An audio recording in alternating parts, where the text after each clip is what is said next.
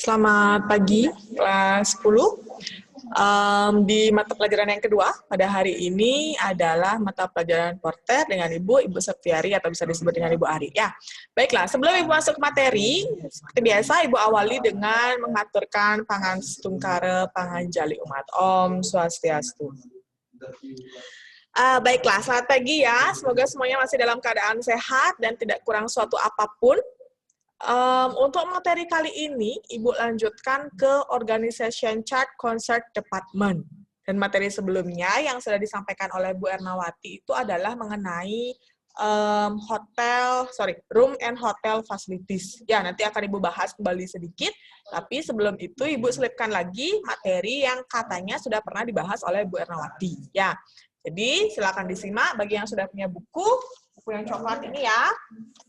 Yang ini menyediakan layanan Porter, bisa dilihat di sana materinya juga sudah ada di sana. Organization Chart Concert Department. Nah, di Organization Chart Concert Department itu ada 3 desk atau 3 counter atau bisa dibilang 3 bagian yang mempunyai tugas dan tanggung jawabnya masing-masing. Ya, kita akan bahas satu persatu dimulai dari bell desk counter. Ya, jika dilihat dari namanya, bell desk counter. Nah, seperti yang sudah disampaikan sebelumnya bahwa bellboy atau bellmaid, kalau untuk yang perempuan, itu tugasnya adalah menangani barang bawaan tamu pada saat tamu tersebut check-in, pindah kamar, maupun check-out. Ya. Nah, sekarang kita lihat apa saja yang dibahas di bagian bell desk counter. Yang pertama yang dibahas di bagian bell desk counter adalah area kerjanya. Area kerjanya itu berada di area lobby hotel sampai dengan kamar hotel. Ya, karena di bell desk counter ini mereka juga bertugas menyambut tamu bersama dengan reception atau resepsionisnya. Jadi area kerjanya berada di lobby hotel atau di bagian depan hotel atau di areal depan hotel sampai dengan ke kamar tamu ketika bellboy-nya atau bellmaid yang bertugas mengantarkan tamu ke kamarnya. Ya. Kemudian yang kedua dikoordinasikan oleh seorang bell captain yang membawahi bellman dan doorman. Jadi seperti yang sudah disampaikan sebelumnya bahwa yang mengepalai petugas-petugas di bagian bellboy adalah bell captain. Jadi bell captain itu membawahi semua petugas di bawahnya.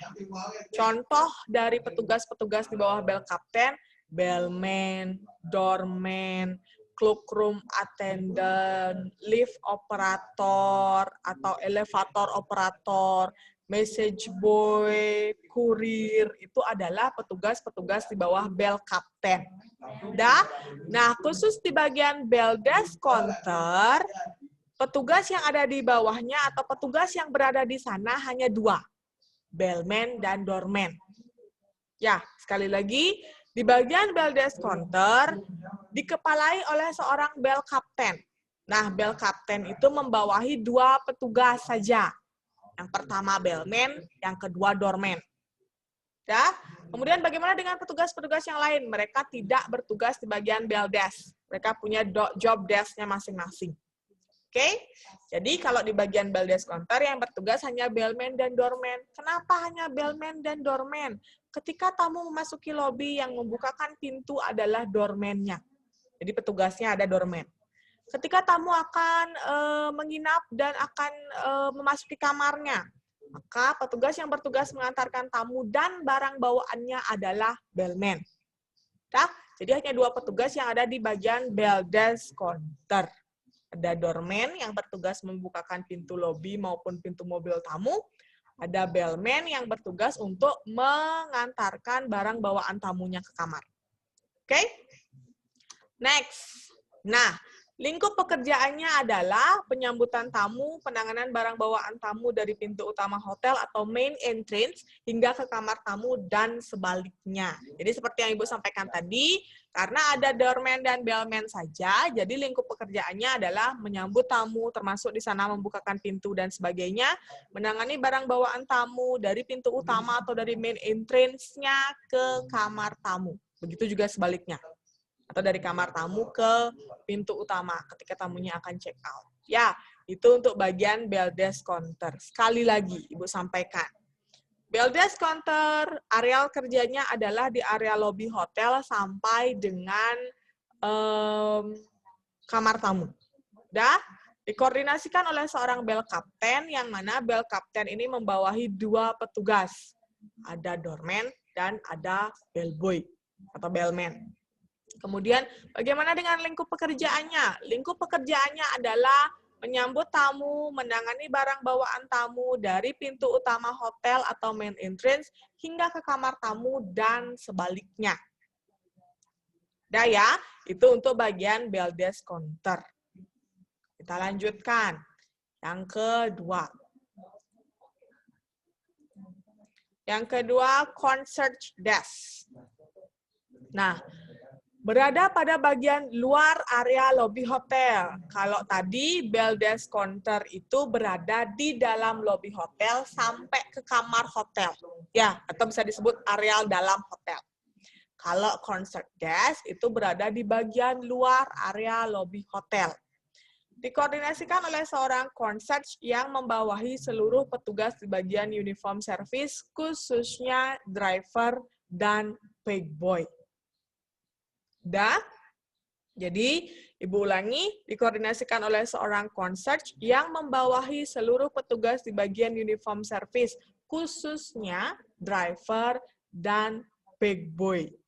Jadi driver itu yang mengantarkan tamu kalau dia mau berjalan-jalan keluar hotel, atau yang menjadi supirnya, yaitu drivernya. Kalau pegboy, ada yang masih ingat apa saja tugas pokok dari seorang pegboy? Silakan. Raise your hand, please.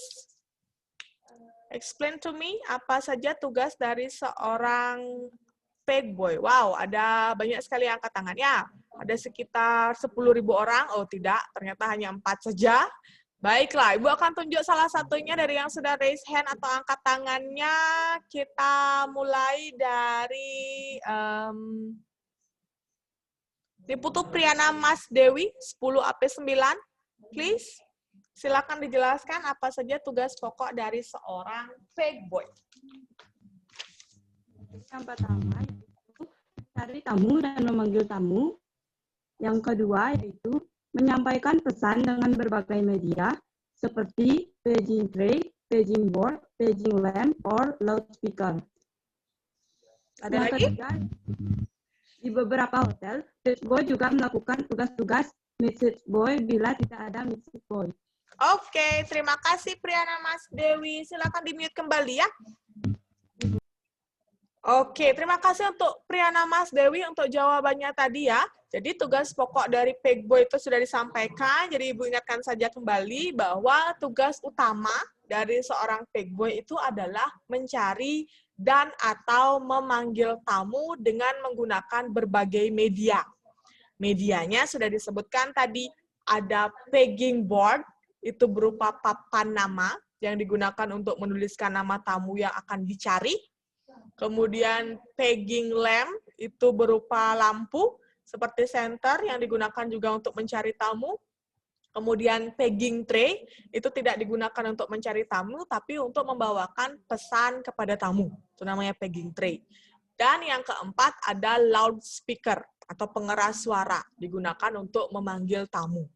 Ya, nah seperti yang sudah disampaikan tadi, itu tugas dari seorang pegboy. Nah, selanjutnya kita akan bahas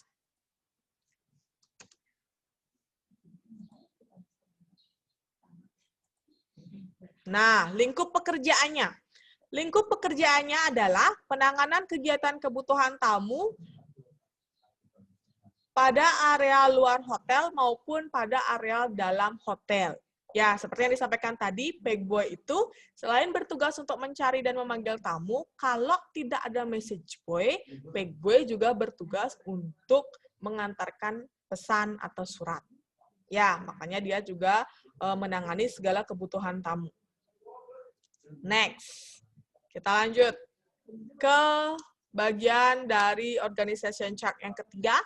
Ada airport desk. Nah, dari namanya saja kita sudah tahu bahwa areal kerjanya itu adalah di bandara. Jadi dia tidak di luar lobi, tidak di dalam lobi, tapi di bandara. Dari segi namanya. Airport desk. Berada di bandara. Kemudian dikoordinasikan oleh seorang airport supervisor yang membawahi seorang airport representatif. Jadi kepalanya atau koordinatornya adalah airport supervisor. Bawahannya airport representatif. Tugasnya. Lingkup pekerjaannya adalah penjemputan tamu hotel yang telah melakukan pemesanan dan melaksanakan promosi hotel terhadap calon tamu yang memerlukan kamar.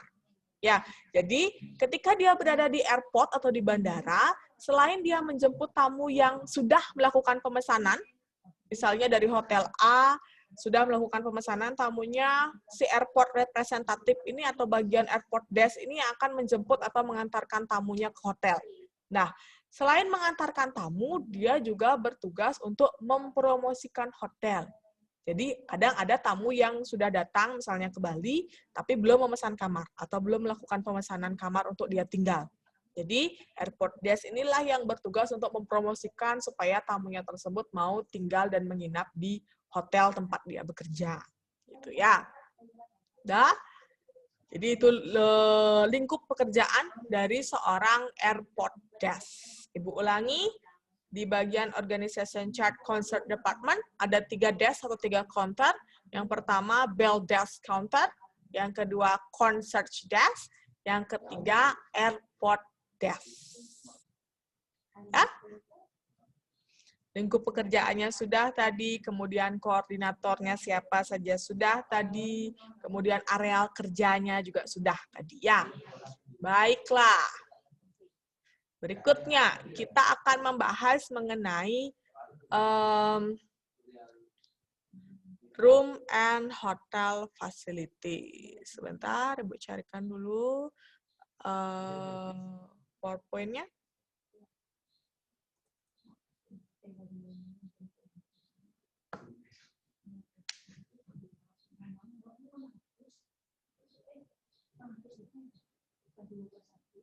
Nah,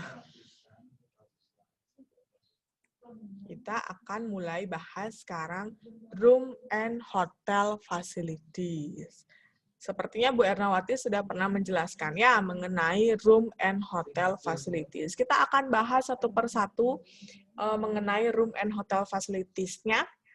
Nah, walaupun sebenarnya di bagian reception juga sudah dikenalkan mengenai room and hotel facilities, tetapi di bagian porter atau di bagian bellboy ini kita akan bahas kembali. Kenapa? Karena ketika bellboy atau bellmaid bertugas mengantarkan barang bawaan tamu ke kamar, bellboy atau bellmaid juga bertugas untuk menjelaskan fasilitas kamar dan fasilitas hotel kepada tamu. Ya, jadi penguasaan fasilitas kamar dan fasilitas hotel kepada tamu itu harus disampaikan dengan benar dan tepat. Nah, kita akan bahas terlebih dahulu mengenai room facilities-nya. Ada yang bisa menjelaskan ke Ibu apa yang dimaksud dengan room facilities? Silakan. Ada yang angkat tangan? Bunga Widyasari. Silakan Bunga. Room facilities atau fasilitas kamar hotel merupakan sarana yang tersedia di dalam sebuah kamar hotel. Sarana yang tersedia di sebuah kamar hotel. Ada lagi yang ingin menambahkan? Terima kasih Bunga, silakan di-mute kembali. Ya. Baiklah, itu jawaban dari Bunga tadi. Room facilities itu adalah fasilitas yang tersedia di dalam kamar hotel. Ada lagi yang ingin menambahkan? Silakan Ika Cahyani. Selamat pagi, Bu. Selamat pagi, Ika. Fasilitas kamar hotel atau room facilities adalah sarana penunjang yang disediakan di kamar hotel. Biasanya, sarana atau fasilitas yang disediakan di setiap kamar berbeda-beda, sesuai dengan jenis-jenis kamar yang diinginkan pengunjung atau tamu. Sekian, terima kasih. Terima kasih Ika Cahyani untuk jawabannya. Ya, jadi room facilities itu adalah fasilitas kamar yang disediakan di dalam hotel yang fasilitasnya tergantung dari jenis kamar atau tipe kamar yang disediakan di hotel tersebut.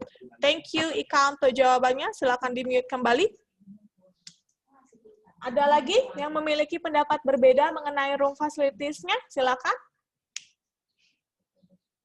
Ada lagi? Selain Ika Cahyani, ada lagi satu yang raise hand. Tisha? Silakan, Tisha. Adapun jenis-jenis atau tingkatan kamar dibedakan menjadi, artinya di kamar hotel itu ada fasilitasnya. Yang pertama ada standard room, ada deluxe room, ada superior room, ada single room, twin room, dan suite room. Terima kasih. Oke, terima kasih Tisha. Dari tadi apa 9 aja kayaknya ya? Yang menjawab ya, yang raise hand. Sampai 9 saja nih yang jawab. Yuk, apa yang lain lebih semangat lagi untuk raise hand-nya sehingga dapat Ibu tunjuk nanti ya. Baiklah, untuk room facilities. Room facilities itu adalah fasilitas kamar yang diperuntukkan untuk tamu yang menginap di hotel. Itu fasilitas kamar. Ya, jadi fasilitas kamar itu adalah, atau room facilities, fasilitas yang disediakan di dalam hotel yang diperuntukkan untuk tamu yang menginap di hotel. Itu room facilities atau fasilitas kamar. Ya, disediakan di kamar dan memang diperuntukkan untuk tamu yang memang tinggal atau menginap di hotel tersebut. Jadi kalau tamunya tidak menginap di hotel, mereka tidak bisa menikmati fasilitas kamar. Dah? Jadi kalau hanya disampaikan room facilities itu adalah fasilitas yang disediakan di kamar, boleh, tetapi perlu ditambahkan diperuntukkan untuk tamu yang memang tinggal dan menginap di hotel tersebut. Gitu ya. Contohnya sudah disampaikan sebenarnya, jadi Ibu hanya menyampaikan ulang saja dari apa yang sudah disampaikan oleh Bu Ernawatinya. Baiklah, yang pertama yang biasanya disediakan di dalam fasilitas kamar itu sendiri, yang pertama adalah air conditioner. Nah, ketika kalian menjelaskan air conditioner nanti, pada saat mengantarkan tamu ke kamar, yang dijelaskan adalah remote control-nya. Jadi bukan AC-nya yang dijelaskan. Ya, jadi yang dijelaskan adalah bagaimana penggunaan remote control daripada air conditioner-nya ini.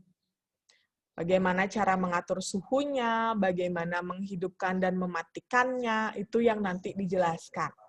Ya, dan tentunya menggunakan bahasa Inggris. Ya, jadi nanti akan Ibu contohkan, tapi kalau sekarang ada yang bisa menjelaskan, sangat diperbolehkan.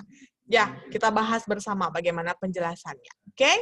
Tapi kita bahas dulu bagaimana atau apa saja yang termasuk ke dalam fasilitas kamar. Ya.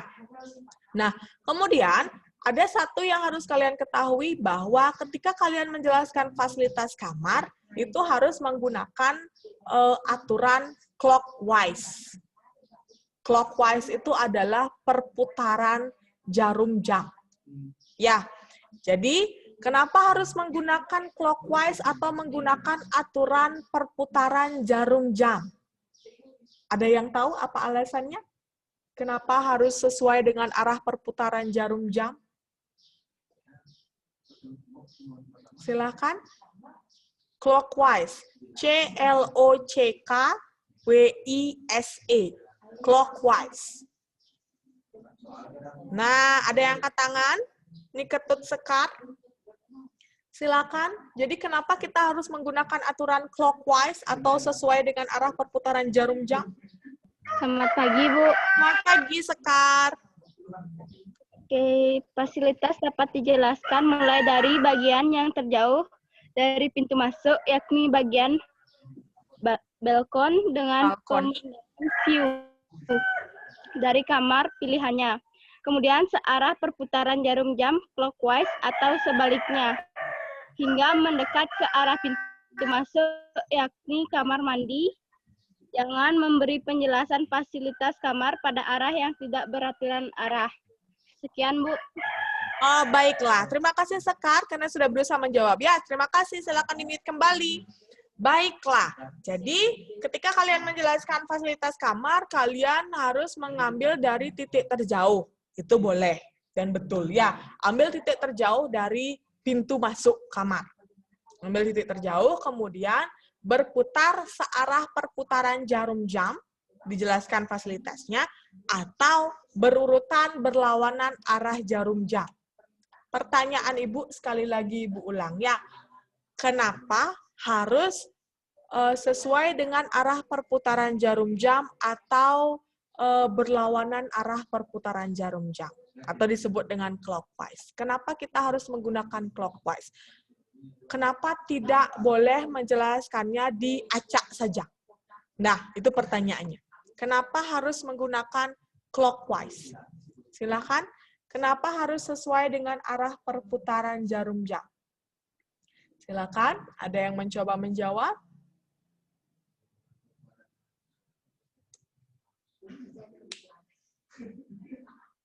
Silakan.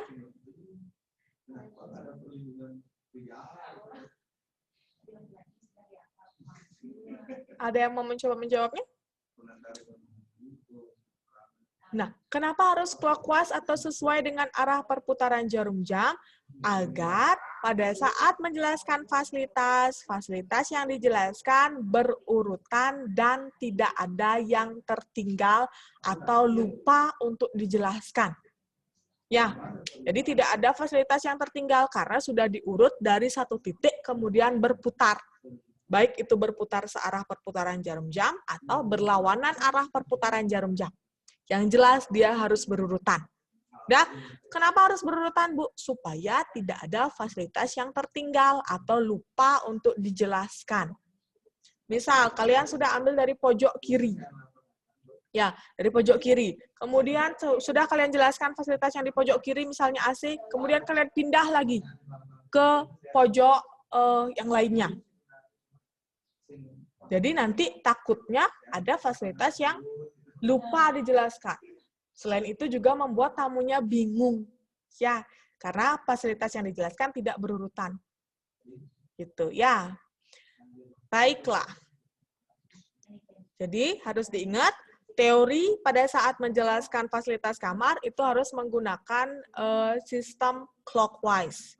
Clockwise itu adalah menjelaskan fasilitas kamar sesuai dengan arah perputaran jarum jam atau berlawanan arah perputaran jarum jam. Tujuannya agar tidak ada fasilitas yang lupa untuk dijelaskan atau tertinggal untuk dijelaskan. Jelas ya? Jadi nanti kalau Ibu tanyakan lagi, kalian harus bisa menjawab, kenapa kita harus menggunakan sistem clockwise pada saat menjelaskan fasilitas kamar? Jawabannya adalah agar tidak ada fasilitas yang lupa untuk dijelaskan, tidak ada fasilitas yang tertinggal untuk dijelaskan, selain itu tamunya juga tidak bingung ketika menjelaskan, ketika mendengarkan penjelasan yang kita sampaikan. Gitu. Oke? Baiklah. Kita mulai dari air conditioner. Ya, seperti yang Ibu sampaikan tadi, ketika menjelaskan air conditioner, yang kalian jelaskan adalah remote control-nya. Okay, this is your air conditioner, and this is your remote control for air conditioner. You can press up button to change the temperature, and you can press the red button to turn on and turn off the air conditioner. Itu misalnya. Jadi, tunjukkan remote-nya, tunjukkan tombol mana yang harus ditekan ketika akan mengatur suhu dan menghidupkan maupun mematikan. Udah? Nanti akan Ibu sampaikan atau Ibu berikan contoh penjelasan fasilitasnya. Ya, sekarang perkenalannya saja dulu. Baiklah. Next, setelah air conditioner, yang termasuk ke dalam fasilitas kamar adalah television di sini ya. Di sini ada television, kemudian ada coffee maker-nya. Jadi coffee maker-nya di sini biasanya dilengkapi dengan kopi dan teh saset, ada sugar sasetnya juga atau gula sasetnya.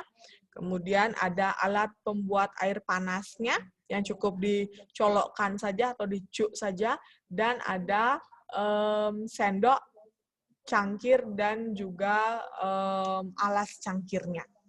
Ya, ini termasuk ke dalam coffee maker. Oke, ada televisionnya. Jadi sama seperti penjelasan air conditioner.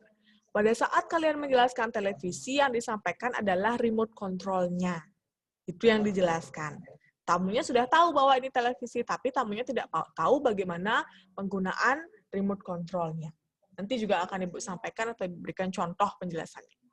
Right? Next. Kita pindah ke fasilitas kamar yang ketiga. Nah, fasilitas kamar yang ketiga ini disebut dengan wardrobe. Tulisannya W-A-R-D-R-O-B-E. Wardrobe tulisannya. Udah dibaca wardrobe. Wardrobe itu kalau di bahasa Indonesia kan seperti lemari. Ya. Nah, di dalam lemari ini disediakan beberapa hal. Hal yang pertama itu adalah safe deposit box. Ini namanya safe deposit box. Kotak ini. Ya, kotak ini namanya safe deposit box. Dan di safe deposit box ini biasanya digunakan untuk menyimpan barang-barang berharga milik tamu. Seperti uangnya, kredit card-nya, kemudian ada juga barang-barang berharga lainnya seperti paspor, perhiasan, dan lain sebagainya.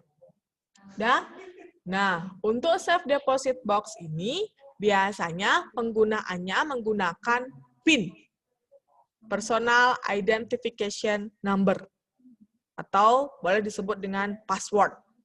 Ya, jadi tidak pakai kunci biasa, tapi kita menggunakan PIN atau password. Dan passwordnya tergantung dari jenis safe deposit box-nya. Ada yang 3 sampai dengan 8 digit, ada yang 4 sampai dengan 10 digit, dan sebagainya. Ada yang hanya 4 digit saja. Ya, jadi tergantung dari jenis safe deposit box-nya. Ingat ya, safe deposit box ini merupakan bagian dari wardrobe. Selain safe deposit box, di wardrobe, di safe deposit box ini juga disediakan bagaimana cara penggunaannya. Seperti ini, seperti yang di atas ini. Ya, ada tutorial bagaimana cara menggunakan safe deposit box ini. Jadi kalian tidak perlu menjelaskan bagaimana caranya. Ya, cukup disampaikan bahwa di sana sudah disediakan tutorial untuk penggunaan safe deposit box-nya. Kemudian, selain safe deposit box, yang ada di wardrobe adalah hanger atau penggantung baju. Ya, di wardrobe disediakan hanger. Selain hanger, di sini tidak terlihat gambarnya ya, juga disediakan laundry bag. Laundry bag itu biasanya diperuntukkan untuk tamu yang akan melaundry atau mencuci pakaiannya di hotel menggunakan fasilitas laundry. Disediakan di sana. Dia hanya berbentuk seperti tas kain biasa. Itu namanya laundry bag. Selain laundry bag, juga disediakan slipper. Slipper itu sejenis sandal yang boleh digunakan di dalam area hotel, baik itu di kamar maupun di luar kamar hotel. Ya, jadi sejenis sandal kain digunakan oleh tamu atau diperuntukkan untuk tamu. Jadi itu saja yang disediakan di wardrobe. Ibu ulangi, ada safe deposit box, kemudian ada hanger, ada slipper, dan ada laundry bag.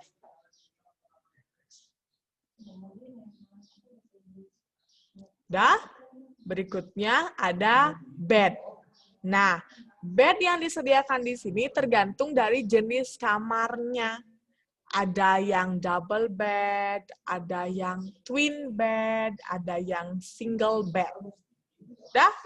Kalau single bed itu biasanya disediakan satu buah tempat tidur berukuran single atau untuk satu orang saja. Single bed namanya. Kalau double bed, ada satu tempat tidur berukuran double untuk 2 orang. Single bed, single berarti sendiri ya. Jadi dia tidurnya sendiri, tempat tidurnya juga untuk 1 orang. Double bed, double berarti 2. Jadi tempat tidurnya, bukan tempat tidurnya 2, tidak. Tempat tidurnya 1, tapi diperuntukkan untuk 2 orang. Jadi tempat tidur yang besar, itu namanya double bed. Kemudian yang ketiga ada twin bed. Twin bed itu adalah tempat tidur berukuran single 2. 2 buah tempat tidur berukuran single, itu namanya twin bed. Udah, jadi seperti yang dicontohkan, ini ada twin bed, jadi ada 2 tempat tidur yang berukuran single. Jadi contoh yang Ibu berikan ini adalah contoh twin bed. Ya, bolanya ada single bed, itu 1 tempat tidur yang diperuntukkan untuk 1 orang. Double bed, 1 tempat tidur yang diperuntukkan untuk 2 orang. Dan twin bed itu adalah 2 tempat tidur berukuran single.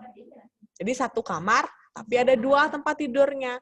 Dan 2 tempat tidur itu berukuran single-single. Dah? Next. Nah. Berikutnya, di sini ada bedside table yang dilengkapi dengan telepon. Kemudian seperti yang Ibu sampaikan tadi ada coffee maker-nya sudah sama ya, seperti yang Ibu sampaikan tadi. Nah, teleponnya juga termasuk fasilitas kamar. Yang disampaikan pada saat menjelaskan telepon adalah jangan lupa menyampaikan nomor telepon yang harus dihubungi ketika tamunya memiliki permasalahan atau memiliki problem. Khususnya nomor telepon untuk resepsionis atau front office-nya. Ya, tenang saja nanti akan Ibu berikan contoh percakapannya. Jadi ini hanya pengenalan saja dalam bentuk gambar ya. Next, ini ada kulkas kecil. Nah, kulkas kecil ini disebut dengan minibar. Minibar ini diperuntukkan untuk tamu yang memang menginap di hotel, dan di dalam minibar ini sudah disediakan minuman ringan atau soft drink. Juga disediakan snack biasanya di sana ya. Nah, kalau tamunya ngambil minuman di sini, tamunya akan kena biaya tambahan. Jadi tamunya harus bayar. Minumannya di sini tidak gratis. Jadi tamunya tidak boleh sembarangan mengambil kalau dia tidak mau bayar. Tamunya harus bayar. Jadi dia kena biaya tambahan nanti. Itu ya untuk minibarnya. Next, kita pindah ke bathroom-nya. Nah, di bathroom ini ada shower, ada bathtub, dan lain sebagainya. Ini adalah salah satu contoh shower yang disediakan di bathroom. Jadi, shower ini biasanya disediakan disertai dengan air panas dan air dingin. Ya, jadi yang dijelaskan nanti pada saat kalian menjelaskan fasilitas shower ini atau fasilitas bathroom adalah bagaimana cara mendapatkan air panas dan air dingin dari shower ini. Itu yang nanti dijelaskan. Oke, next. Nah, seperti yang Ibu sampaikan tadi, ini adalah contoh fasilitas bathroom. Di sana ada bathtub-nya, kemudian ada toilet bowl-nya, dan ada wash basin-nya. Ya, jadi nanti akan Ibu berikan contoh penjelasannya. Bagaimanakah cara menjelaskan fasilitas bathroom dan fasilitas kamar kepada tamu. Dah? Nah, selanjutnya kita akan masuk ke hotel facilities, tetapi ternyata waktunya sudah habis. Jadi nanti akan Ibu sampaikan di pertemuan berikutnya mengenai hotel facilities. Nah, kemudian untuk prakteknya nanti, ya, praktek hari Senin nanti kita akan bertatap muka langsung. Jadi di bagian portal itu Ibu sampaikan sedikit saja untuk gambaran umum kalian praktek nanti, ya. Nah, untuk di bagian porter itu ada beberapa step yang akan kalian temui. Step yang pertama di kelas 10 itu pada saat prakteknya kalian akan mendapatkan materi pengenalan jenis-jenis barang bawaan tamu. Sebelumnya sudah disampaikan dan diberikan contoh gambar ya mengenai jenis-jenis barang bawaan tamu. Nanti pada saat prakteknya kalian akan ditanyakan kembali. Apa nama barang bawaan tamu ini? Apa fungsinya? Ya, nanti akan ditanyakan. Jadi silakan sebelum praktek dibuka-buka kembali bukunya atau boleh ditonton dulu video yang sudah di-upload di YouTube mengenai pengenalan jenis-jenis barang bawaan tamu. Dah? Jadi nanti itu untuk praktek di kelas 10-nya. Ya, setelah kalian mengenal jenis-jenis barang bawaan tamu, baru nanti akan dikenalkan dengan formulir yang terdapat di bagian porter. Itu nanti ya. Jadi di kelas 10 nanti silakan dicek atau ditonton kembali video mengenai jenis-jenis barang bawaan tamu dan bisa dibaca kembali bukunya mengenai jenis-jenis barang bawaan tamu. Ya, itu untuk persiapan praktek hari Senin nanti. Oke? Jadi nanti kalau ada yang ingin ditanyakan, boleh tanyakan langsung ke Ibu atau ke Bu Ernawati, dan ada lagi satu, Mr. Dedi, untuk bagian porternya. Dah? Jadi kita akan bertemu di hari Senin, dan silakan dipersiapkan segala sesuatu yang memang diperlukan untuk prakteknya nanti. Baiklah, sekian saja materi dari Ibu hari ini. Akhir kata, Ibu akhiri dengan Paramasanti. Om Santi Santi Santi Om.